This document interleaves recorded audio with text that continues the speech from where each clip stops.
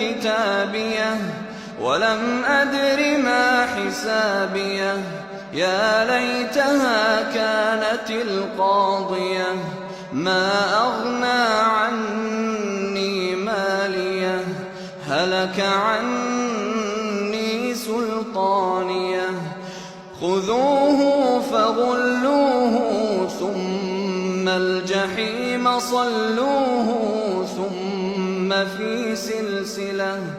ثم في سلسلة ذرعها 70 ذراعا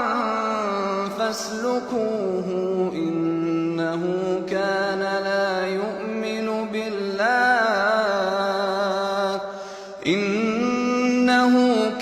لا يؤمن بالله العظيم ولا يحض على طعام المسكين فليس له اليوم هاهنا حميم ولا طعام إلا من غسلين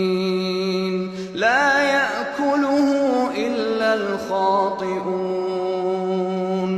فلا أقسم بما تبصرون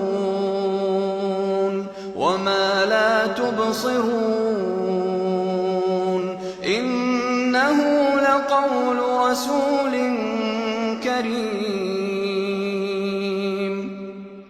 وما هو بقول شاعر قليلا ما يؤمنون ولا بقول كاهن قليلا ما يذكرون تنزيل من رب العالمين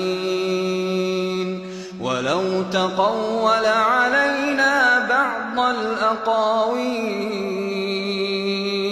لأخذنا منه باليمين ثم لقطعنا منه الوتين فما منكم من أحد عنه حاجزين وإنه لتذكرة للمتقين وإنا لنعلم أن منكم مكذبين وإنه لحسرة على الكافرين وإنه لحق اليقين فسبح باسم ربك العظيم الله